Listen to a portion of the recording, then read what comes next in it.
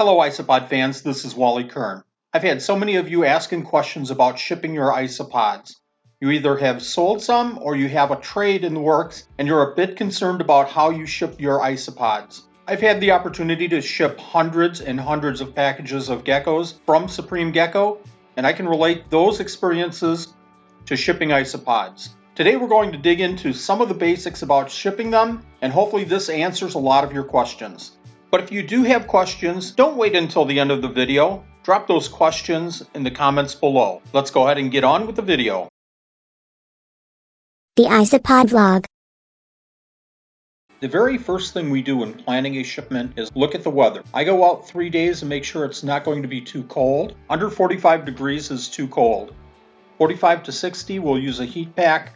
60 to 75 is okay. 75 to 80 requires a cool pack, and we don't ship over 80 degrees. These temperatures are considered both from our home to the seller's home. The very first thing that we do is write down the order on a piece of paper. I could take my smartphone downstairs, but sometimes I get orders from various sources. Once I'm downstairs, I go through each individual bin to determine which bin I should pull the animals from. For some isopods, I may have multiple bins. The reason for this is that I might be trying different things with the different isopods. So I select a container that has a really good balance between adults and juveniles. Next, I'm going to go ahead and select a container to put each of the 4 different isopods into. Here I'm selecting the Gen Pack AD06. It's a 6-ounce deli cup. This is perfect for isopods up to about 15 to 20 animals. Next, we'll go ahead and add the medium to each individual cup. I can't recommend the Zilla Jungle Mix anymore. This is actually a perfect substrate for these deli cups. We'll add about 3/4 of an inch to each of the individual cups. We don't spray the cups with water at this point. I'll talk about the moisture contents of the medium in just a moment. Once all 4 of the cups have the medium added, we go ahead and add the sphagnum moss. We use a really fine quality sphagnum moss for these containers. This is the same sphagnum moss that I use in my enclosures for the isopods as well. Here's an interesting fact. I also use this sphagnum moss in my gecko tanks for any geckos that need a little bit higher humidity. At this point, all 4 cups are ready to go, and we're ready to pull our very first isopod, and that would be the curlies. You can see we maintain these in a very simple setup. Again, a moist area on one side and a dry area on the other.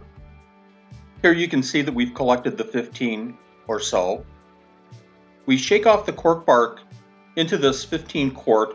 It just makes it so much easier to do it this way. This next step is probably the trickiest of all. We're spraying down the sphagnum moss and the substrate, and we're also spraying down a paper towel. It's very important to get this moisture correct because you certainly don't want it to be too damp and you don't want it to be too dry. We'll also vary the amount of spraying that we do for different species.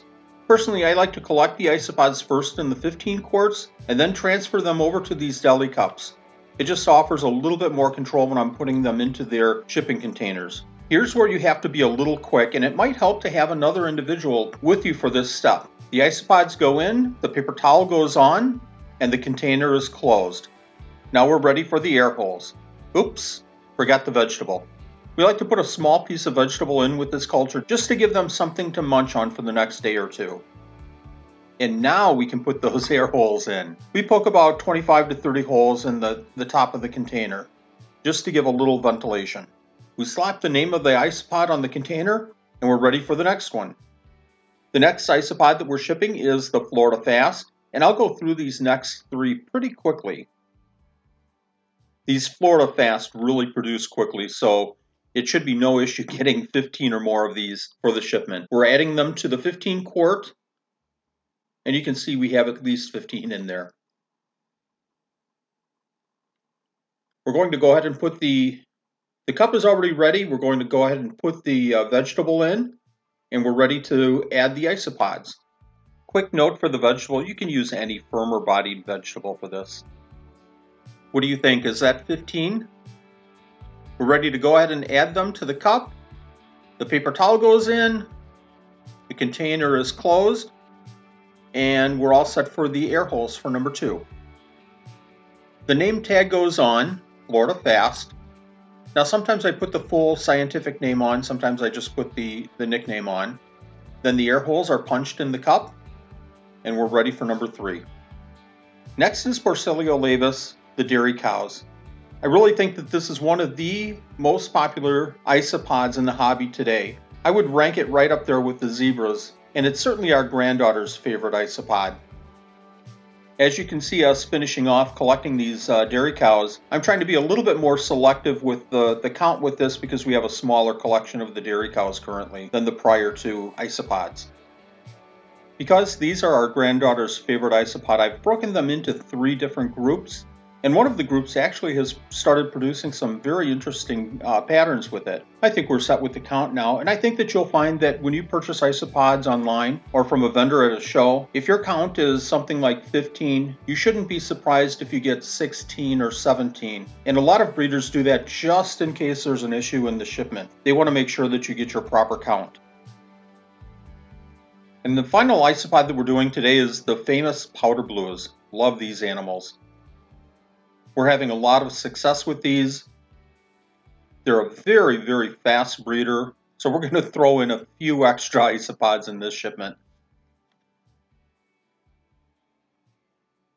Right into the deli cup, the towel goes on, the container is closed.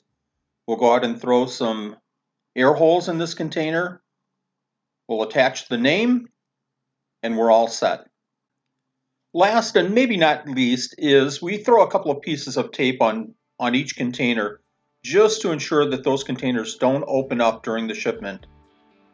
Nothing worse than finding 1,000 isopods in a box running around. At this point we have all 4 of the deli cups packaged up with their isopods and we're ready to put them in the box. We've selected a box, and this is a very important point that I want to make it with this shipment.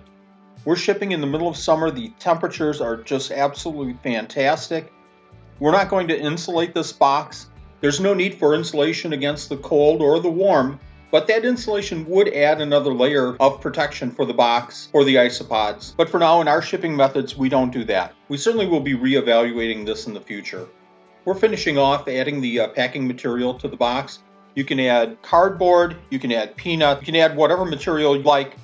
The key here is that you don't want those containers of isopods moving around a lot in the box. Next, we throw a bunch of strips of shipping tape on the box. We really don't want anything getting out of this box. Over to the scale the box goes. We collect the weight. We record the weight on the box. The box goes upstairs. We bring up the USPS website. We enter the weight, the buyer's name and address. The software calculates a shipping cost, and we go ahead and print out that label and attach it to the box. With the box now ready to ship, we go ahead and drive it over to the USPS store.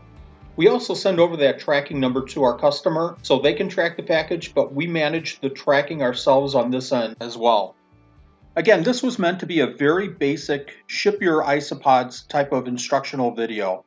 There are some additional details, especially dealing with different weather types, that you'll need to consider, and I'll certainly do a future video covering that topic. If you have any questions whatsoever on shipping your isopods, please leave a comment below and I'll make sure I answer your questions. If this video was helpful, hit that like button. Please go ahead and subscribe, and we'll see you next week, isopod fans. Thanks for watching.